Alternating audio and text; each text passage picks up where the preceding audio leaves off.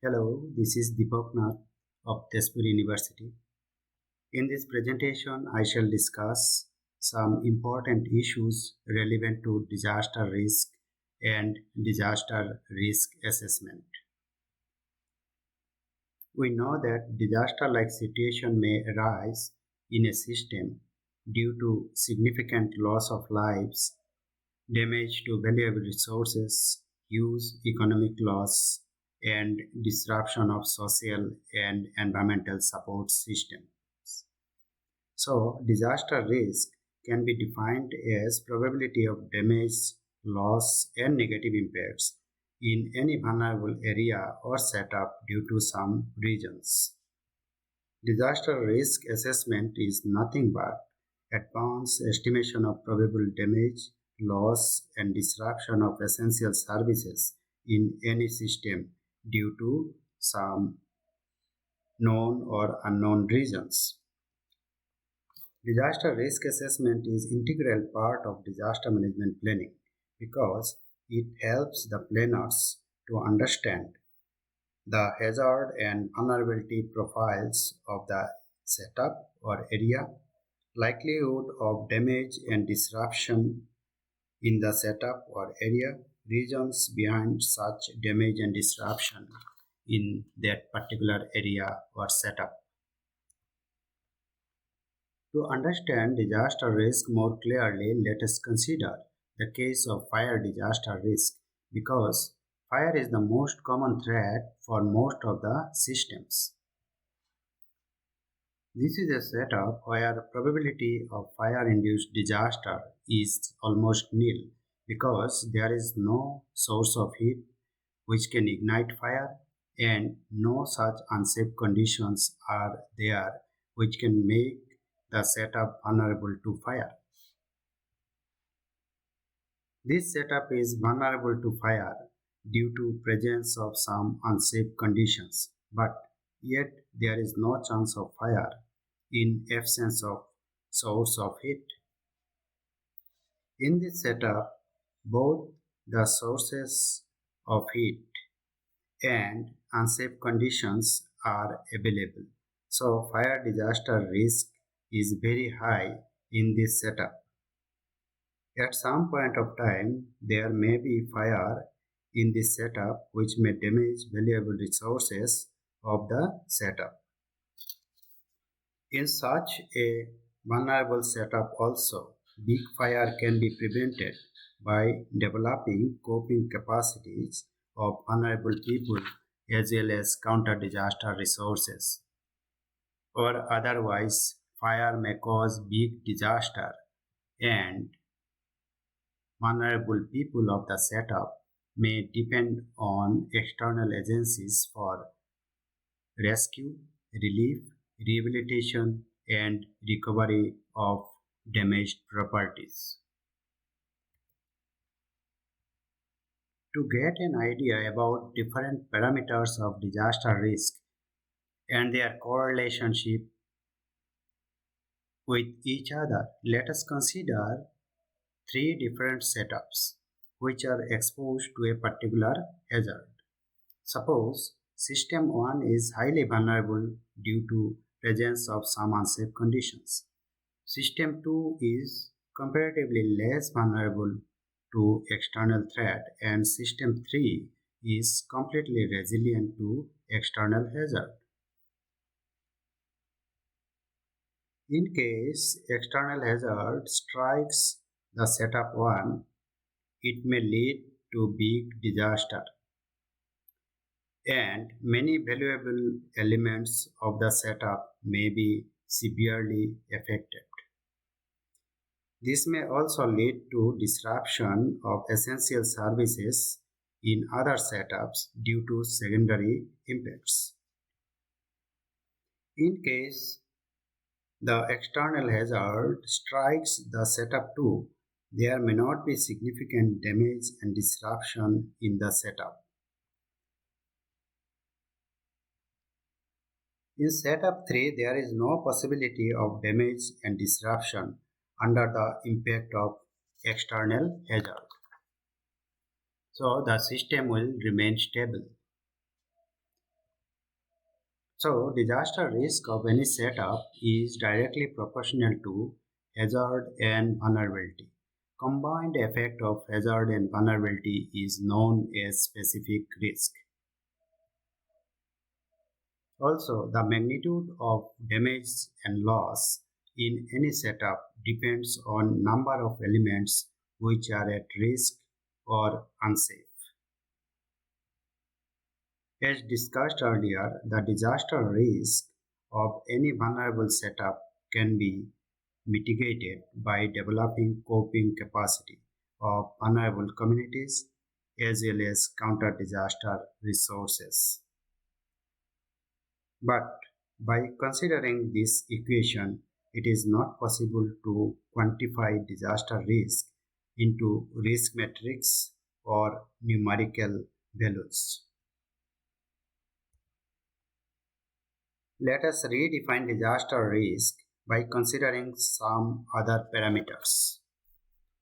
Disaster risk can be defined as hazard into vulnerability of the system. Instead of hazard, we can consider impact of hazard, which is related to frequency, magnitude, exposure time of the hazard in the area or setup. Impact of hazard is also related to its length of forewarning and response time. Estimation of impact ratings of the hazard in an area based on these parameters is necessary for preparation of hazard zoning map and land use regulation. Genuine hazard assessment based on authentic data and information opens up the scopes for damage mitigation by altering frequency, magnitude, exposure time of hazard, as well as developing some mechanism for early warning to improve response time. But it may not be applicable for all the hazards. It is possible for some hazards like flood, landslide, lightning, but it is absolutely not possible for some hazards like earthquake.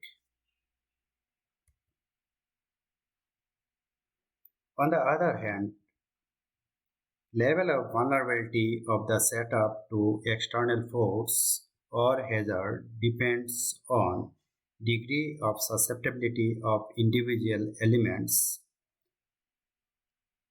and their weightage in terms of value and importance. Probability of damage and loss in any setup generally depends on weightage of individual elements. If more valuable elements are at risk, then probability of damage and loss will be very high. Again, degree of susceptibility of individual elements of the setup depends on unsafe conditions associated with these elements. We must remember that disaster risk assessment should be location, hazard, and time specific because all locations are not prone to same hazards. Level of vulnerability of a particular setup may be different for different hazards. Hazard and vulnerability profiles of any setup may also change with time.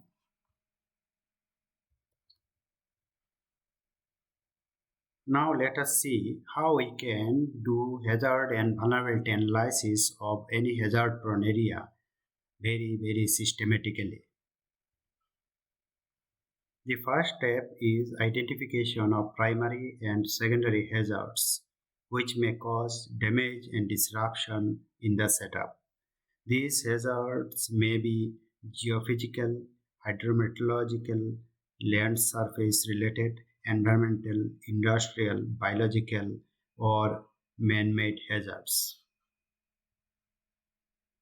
These hazards may cause damage to certain sectors. Identification of these sectors is very much essential.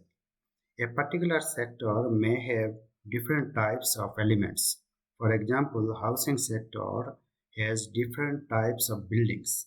All the elements of a particular sector may not be equally vulnerable to a specific hazard. So, next step is to identify the elements which are at risk and hazard can cause damage to these elements.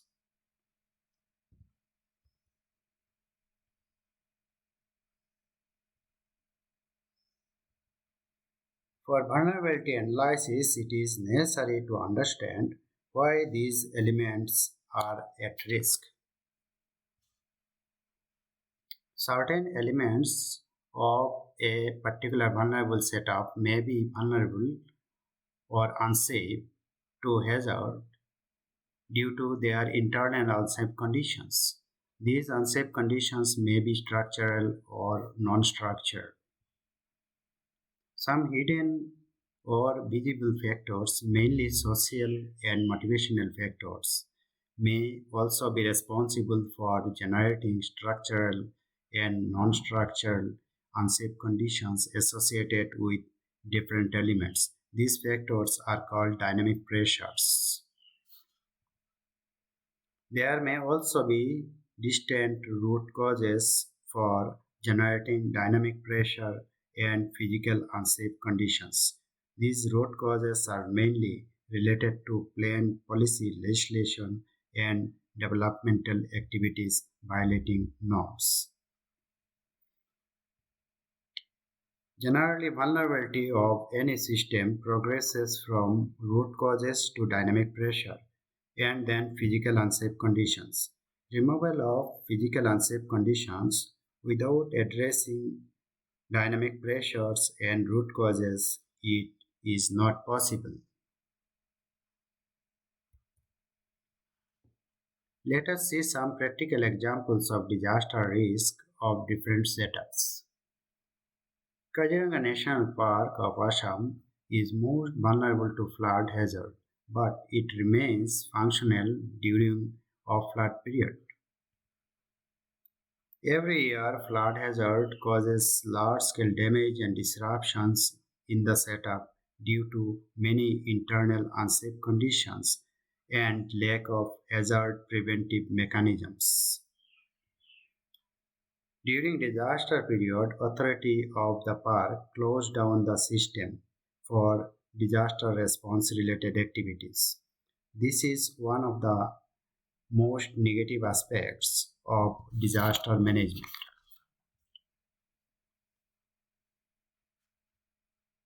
Though it is a hill area, but the setup is not vulnerable to landslide.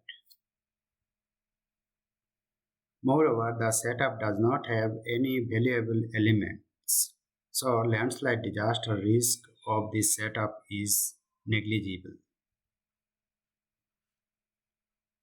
In this setup, some valuable elements are there, but these are not vulnerable and landslide probability is also very less.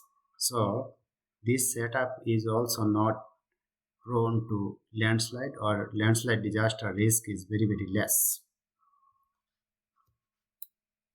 Here impact of landslide is very high but no element is at risk. So for this setup landslide disaster risk is very low. In this setup area is highly prone to landslide and valuable element is also at high risk. So for this setup landslide disaster risk is very high. This setup is also highly prone to landslide and many valuable resources are susceptible to landslide. So landslide disaster risk is very high for this setup also. Genuine risk assessment of any setup needs to follow certain criteria. I am discussing about some important criteria which should be followed for genuine risk assessment of any vulnerable setup. It needs study of spatiotemporal distribution of hazard and vulnerability of the setup over a long period of time. Estimation of optimum impact of probable hazard in the setup is essential. This can be done by studying past disaster events. Study on social and motivational vulnerability factors is also integral part of disaster risk assessment.